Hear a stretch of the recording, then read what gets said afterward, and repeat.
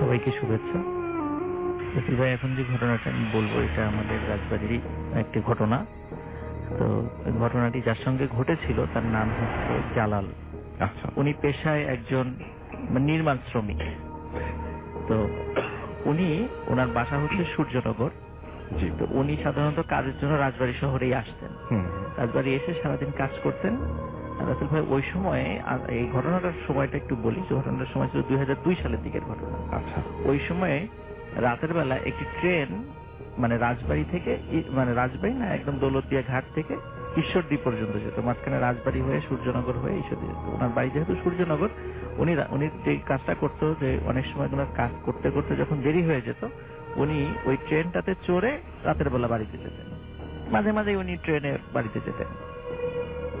একদিন রাসেল ভাই, উনি সকালবেলা যখন কাজ করার জন্য ওনার যে গ্রাম সূর্যনগর থেকে যখন রাজবাড়ী শহর থেকে আসছিলেন, হঠাৎ করে উনি খবর পেলেন যে ওনার পার্শ্ববর্তী গ্রামের একটি ছেলে সে সুইসাইড করেছে, গলায় ফাঁস লাগিয়ে সুইসাইড করেছে। তো তখন উনি আর ওই বিষয়টা নিয়ে অত, যেহেতু ওনার কাজের সময় হয়ে যাচ্ছিল, তাড়াতাড়ি যেতে হবে, তো উনি আর ওইটা নিয়ে অত মাথা ঘামানোর সময় পান নাই আসলে। তো যার কারণে উনি তাড়াতাড়ি রাজবাড়িতে চলে আসেন। রাসেল ভাই, রাজবাড়িতে আসার পরে উনি ওই দিন ওনার কাজ শেষ করতে করতে দেরি হয়ে যায়। যখন ওনার কাজ শেষ করতে করতে দেরি হয়ে গেল, তখন উনি চিন্তা করলেন যে যেদিন দেরি হয়ে যায় সাধারণত আমি ট্রেনে বাড়িতে যাই, আজকে রাত 10টার সময় ওই ট্রেনটা আসলে তখন আমি যাবো। রাসেল ভাই, রাত 10টা যখন বেজে গেছে, দেখে ট্রেন আর আসে না। অনেকক্ষণ, 1 ঘন্টা 2 ঘন্টা করতে করতে রাত প্রায় 1টা বেজে গেল। তখন শোনে যে ট্রেনটা আসলে তার আগের স্টেশনে পড়ে গেছে, লাইনচ্যুত হয়েছে। এই জন্য ট্রেনটা আসতে অনেক দেরি হবে। তখন উনি বুঝতে পারলেন যে আজকে হয়তোবা আমার ট্রেনে যাওয়া সম্ভব হবে না। আর যেহেতু রাজবাড়ী স্টেশন থেকে সূর্যনগরের দূরত্ব কিন্তু রাসেল ভাই খুব বেশি না, মাত্র বড় জোর 3 কিলোমিটার হবে। তো চিন্তা করেন যে তাহলে আমি পথটা পাই হেঁটে চলে যাই।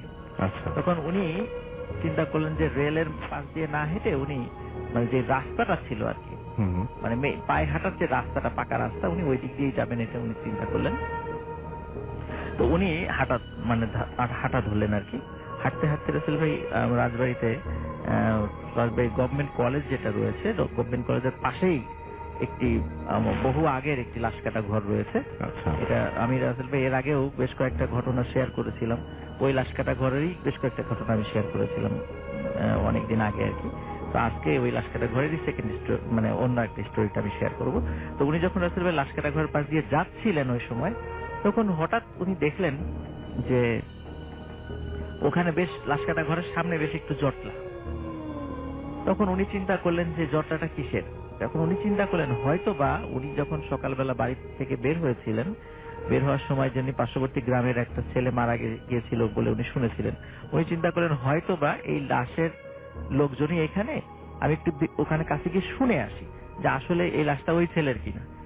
তো উনি একটু কৌতূহল হয়ে ওখানে যান, ওখানে গিয়ে বলেন যে এই লাশটা কি ওই ছেলের? তখন ওরা বলে হ্যাঁ, এই লাশটা ওরই, ভিতরে লাশ কাটা হচ্ছে। তখন উনি বলে যে কি ব্যাপার, আপনাদের কাউকে তো চিনলাম না, আপনারা কি ওই গ্রামেরই? বলে না, আমরা কেউই ওই গ্রামের না। বলে তাহলে কি ওর পরিবারের আত্মীয় স্বজন কেউ এখানে আসে নাই? তখন উনি বলে যে না, পরিবারের আত্মীয় স্বজন কেউ আসে নাই। ওখানকার যারা উপস্থিত লোকজন বলে যে আমরা তারই আত্মীয় স্বজন, দূর দূরান্ত থেকে এসেছিলাম, আমরাই এর সাথে রয়েছি, আমরাই এই লাশটা নিয়ে আবার গ্রামে ফিরে যাব। তখন উনি চিন্তা করলেন যে যেহেতু তারা গ্রামে যাবেন, উনি একা মানুষ, যে একটা কাজ হয় যে আমি একবার শেষ করে এদের সাথেই বাড়িতে যাই। উনি এই চিন্তা করে বলেন যে ভাই, আমি কিছু মনে না করলে আমি কি এখানে থাকতে পারি? তখন সবাই বললেন যে না, আপনি চলে যান। বলেন না, আমি একটু থাকি, আমি একা আছি, আপনাদের সাথেই আমি যেতাম। তখন তারা বললো আচ্ছা ঠিক আছে, থাকে। তো রাসেল ভাই একটা কথা বলে নেওয়া ভালো, ওই জালাল ভাই যিনি, উনি আবার নামাজ কালামি ছিলেন, 5 ওয়াক্ত নামাজ পড়তেন। উনি সুন্নতি পোশাক পরতেন এবং মুখে দাড়িও ছিল ওনার। তো উনি ওখানে ছিলেন। কিছুক্ষণের মধ্যে রাসেল ভাই হঠাৎ করে ওই জালাল ভাই খেয়াল করলেন যে লাশ কাটা ঘরের দরজাটা আস্তে আস্তে আস্তে আস্তে ফাঁকা হয়ে গেল। তখন উনি দেখতে পেলেন যে ঘটনাটা, সেটা হলো যে লাশ কাটা হচ্ছে, কিন্তু যার লাশ কাটা হচ্ছে এবং যারা কাটছে সবার চেহারা রাসেল ভাই একরকম। আচ্ছা। যেমন ওনার বর্ণনা অনুযায়ী ওখানে যারা লাশ কাটছিল কারো মাথায় চুল ছিল না, গোফ দাড়ি কিচ্ছু ছিল না, মনে হচ্ছে একদম ক্লিন ভাবে মাথাটা কামানো, দাড়ি কামানো, গোফ কামানো। এবং সবাই ছিল ফর্সা, ধবধবে ফর্সা। এবং রাসেল ভাই লাশ যেটা কাটা হচ্ছে এবং সেটার চেহারাও ওই ঠিক যারা কাটছে ওদের একই রকম চেহারা সবার। এটা দেখে উনি মারাত্মক ভয় পান।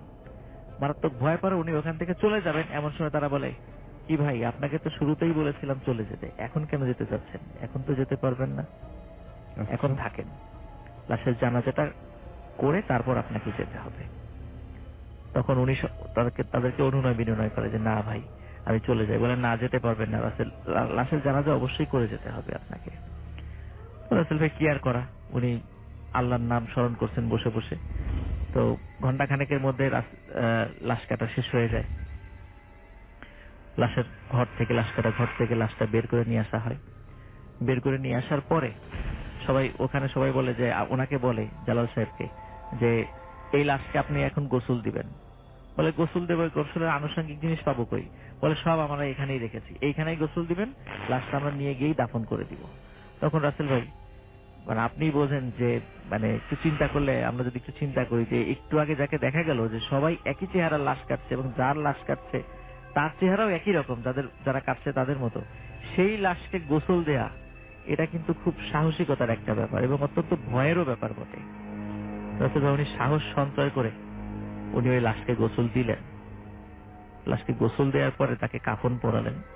কাফন পরানোর পরে তখন তার জানাজাটাও পড়ালেন।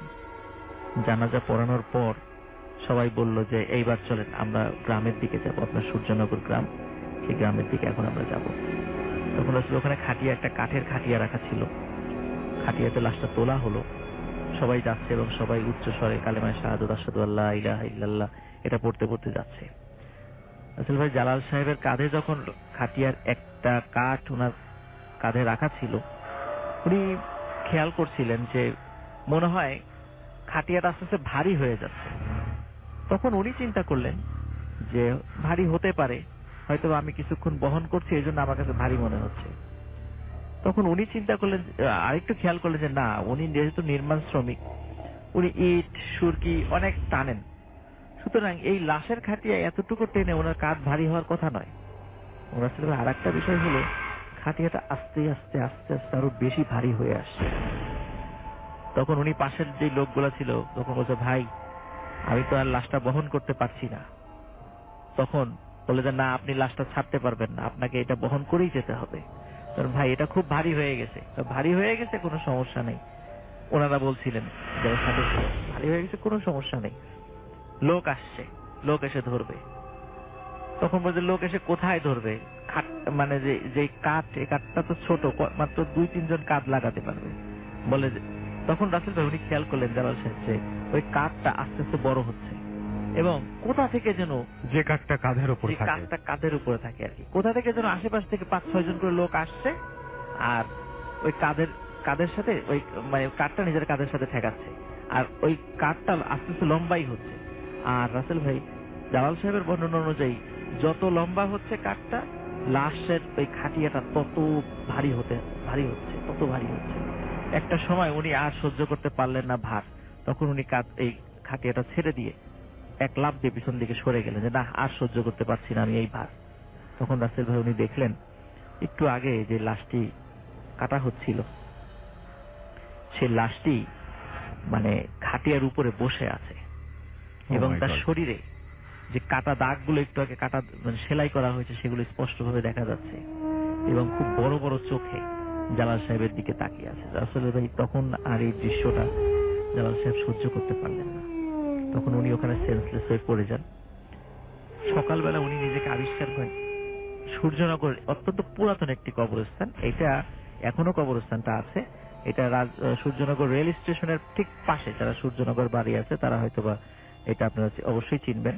সূর্যনগর রেল স্টেশন একদম পাশে একটি কবরস্থান রয়েছে, একদম গ্রামীণ কবরস্থান, অনেক পুরাতন একটা কবরস্থান। ওই কবরস্থানে উনি নিজেকে আবিষ্কার করেন। আবিষ্কার করার পর রাসেল ভাই ওনার সমস্ত শরীরে, উনি যেটা দেখেন সমস্ত শরীরে বড় বড় মানে মানে দাগ হয়ে আছে, মনে হচ্ছে ওনার সমস্ত শরীরে কোনো পিঁপড়া জাতীয় কোনো প্রাণী কামড়িয়েছে। অথচ ওইখানে কিন্তু ওই ধরনের ওনাকে সমস্ত শরীরে কামড়ানোর মতো ওই ধরনের উনি ঘুম থেকে উঠে কোনো কিছু উনি অস্তিত্ব খুঁজে পান নাই। পরবর্তী রাসেল ভাই উনি খোঁজ খবর নিলেন যে পার্শ্ববর্তী যে মারা গিয়েছিল সে তাকে আসলে লাশ কাটা হয়েছিল কিনা, তখন উনি খবর নিলেন না, তার আসলে লাশ কাটা হয়নি। তাকে ফাঁসি দেওয়ার মারা যাওয়ার পরে স্থানীয় চেয়ারম্যানরা পুলিশের কাছ থেকে অনুমতি নিয়ে তাকে ময়নাতদন্ত ছাড়াই তাকে দাফন দিয়েছিল। যেহেতু সে সুইসাইড করেছে এবং সেটা প্রমাণিত ছিল, এই জন্য ময়নাতদন্তর প্রয়োজন হয় নাই। মানে পুলিশকে সেটা অনেক রিকোয়েস্ট করে তাদের কাছ থেকে অনুমোদন নিয়ে সেটা দাফন করে। তার মানে রাসেল ভাই, এখানে একটা বিষয় সেটা হলো, তাহলে উনি যে দেখলেন, কাদেরকে দেখলেন ওইখানে?